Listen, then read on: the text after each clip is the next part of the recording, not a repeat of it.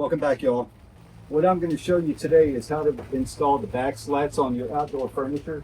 You see I have a bunch of chairs that need the backs. I have two over here that already have the backs, but there's a few little key factors to lining everything up, to preparing your back slats, and then installing the back slats. And I'm going to show you some of that. Stick around. Hope you like it.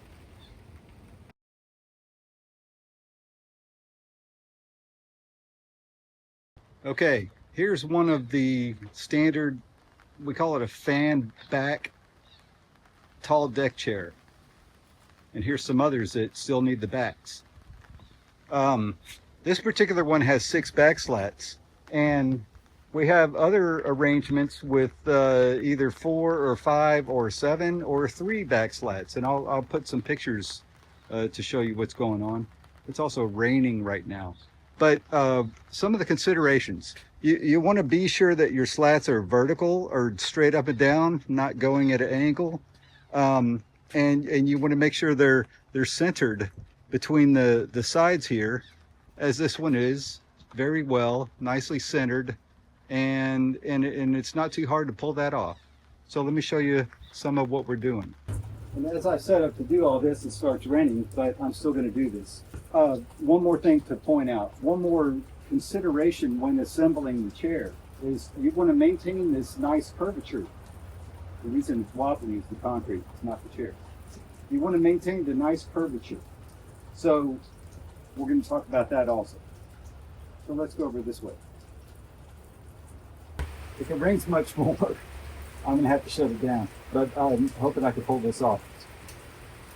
Okay, each chair with this particular back slat design, this has 6 back slats in it. So with that, there are 3 templates. There's 1, 2, and 3. And those are just mirrored image. I make 2 of each and then flip them over. So I'm making 6 chairs this time. So each chair has 2 of each. So I need 12 of these, and these. After I cut all those 12, what I do, I go through and I look at what is a good side. Always there's an A side and a B side. Maybe both sides are great. Well, good for you. But sometimes the bad side, this side looks pretty good. This one looked a little better. This one looked fine. Even though that's a little messed up, it had a worse part on the back. So that turns this into the A side, and I could sand that and clean that up. This one also had a bad part on the back. See that knot coming through?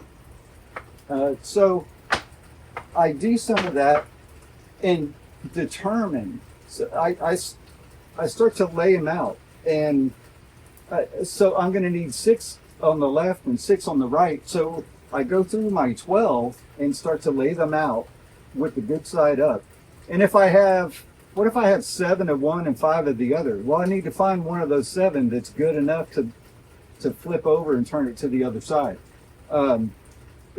These aren't pianos, and they're not Taj Mahals and stuff like that. It's outdoor furniture. I don't want to use ridiculously bad wood, but sometimes if there's a bad part, we could turn it to the inside or the back side or the underside, something like that, away from the immediate visibility. So that's how we get these. And then once so I got them stacked. If I need to go through and maybe this one's a little browner than the others, maybe I can glance through here and find one that's a little less brown. How's this one? And try to get a better match. Actually, that's a better match. Not bad. Let's go with that. First thing, whether you have an even number or an odd number, it's good to find the center. So what I do, I find the center, I mark the center. This is 19, so I mark 9.5. That's what I've already done. And then I put my frame square on there. And then I put my right angle square on there. And there's my center mark. I go down here and I get a little mark. Then I put that on the back because that marked in the back because that's relatively straight down, and I transfer that mark to the front. In the front is where the seat slats will go.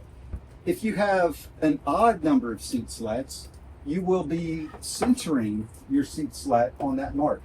You can either put a mark in the center, or if this is 2.5 inches, you can measure 1.25 inches each way to give you 2.5. You can go 1 5/8 inches each way, and then center your wood between your two reference marks, and same at the bottom.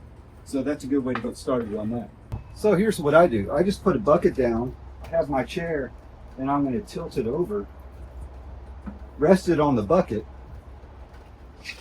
so that, and the slats won't hold themselves up, but it's more horizontal to work there. I have to keep some pressure on this side or else it's going to want to fall. It catches on that back slat, the back seat slat, but nonetheless, as I'm drilling and screwing, I want to keep pressure on there. So first thing, I take one, let's take this one. I took it from this position. There's 1, 2, 3, and then 1, 2, 3. Okay, first thing I do, let me start with the next one because we have a better angle. You see my center mark here and here. I put the first seat slat in position flush with the bottom over here. Relatively flush. It doesn't have to be perfect. I know my spacing is 3/8. It's the width of this. So I put my spacer on there and I eyeball it to where it's in the center.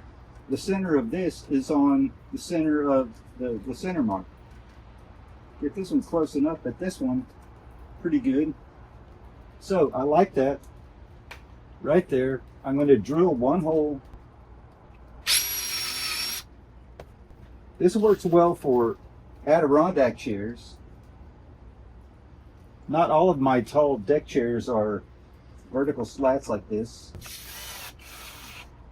Okay, that's in position. However, this can still move around. So I get my spacer one more time, and I get it right on the money. There's a little bitty nub. Can you see that? Maybe? There's a little bitty nub in the center, and I put that nub right on that center mark, and then I pre-drill every screw that goes in this chair. Just gently. I don't need to drive the countersink home, not with these small screws. These are number 8 by 2 inch stainless steel screws. I screwed it into where it's very flush. Sometimes I go a little extra, but my goal is to keep it flush. Okay, now I'll put the other, I could go either direction. I'm taking the other center one, but I could go this way, and then once these are done, I could continue, or I could start in that direction. It really doesn't matter at this point. Find this and this. Okay, so I put a seat slat here. And you have to kind of hang on to everything because you're putting pressure to hold the spacer. What did I say? Seat slat, I put a spacer there, I put a spacer there, and then put a little pressure this way to keep the spacers in place. Now when we look over here, I've got this just a straight edge. It could be a torpedo level, just something with a straight edge. Put that on the end. And then I slide this seat slat up and down until my spacing in this gap and in this gap are the same. And it's micro adjustments. I need to slide up a little too much. It's really micro. But if you keep this on the two outside meeting edges, faces, and then if you maintain a similar gap over here as over here, that's going to be perfect. So then the next step, I put one in the center. It's in the center of the width of the seat slat. It's in the center of the stretcher that it's going into, and it's in the center of the of the spacers. I have to hold it the whole time or else it'll move. I have to keep pressure on it the whole time or else it could possibly shift. Now I can let go. It's not going to move side to side because it has a spacer at each end. And then I could drill and place a screw at the bottom. Keeping it centered, keeping it lined up.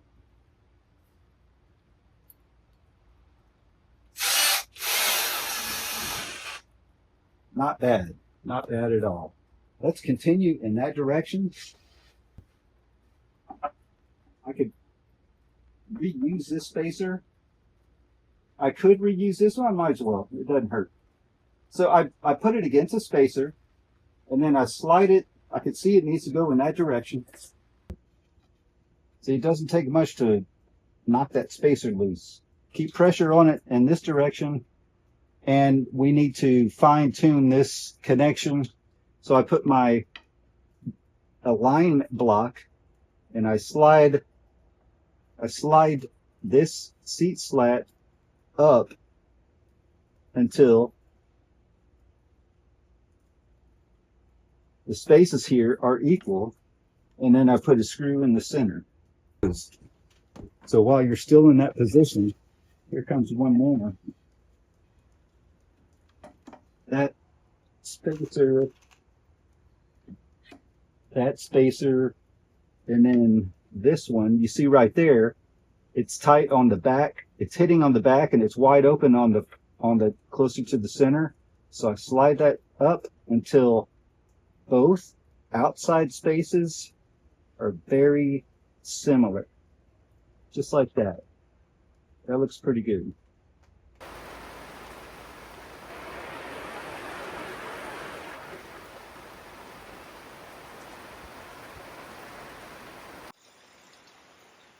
The rain is getting the better of me. I have this great tent. The most important function is to keep the sun off because it gets hot.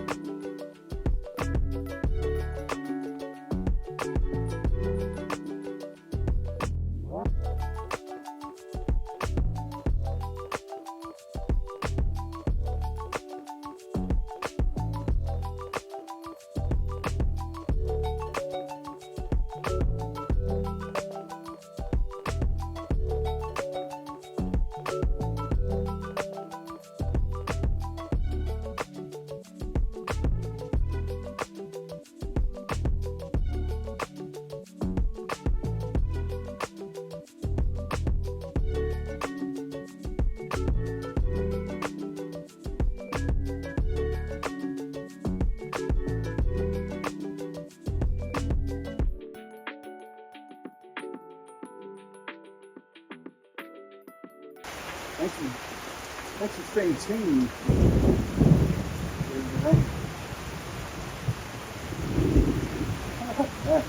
What I'm at, I was hoping to knock these out this morning and deliver them somewhere by lunch or so, but I'm not sure if that's going to happen. The way it goes. My garage isn't big enough, and my wallet's not big enough for a proper shot. So this is what I have. Anyway, stay tuned for more videos. I got a lot of videos about outdoor furniture, and that's one of the things that I really enjoy doing. Regardless of what it pays, I enjoy the solitary moments of it. Just me, my music, my tools, my backyard, and then I go deliver it. It's a good thing. So look, it's all very nicely laid out.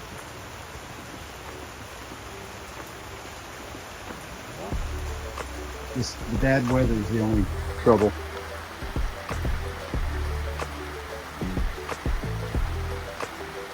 Thanks again. Take care. Bye-bye.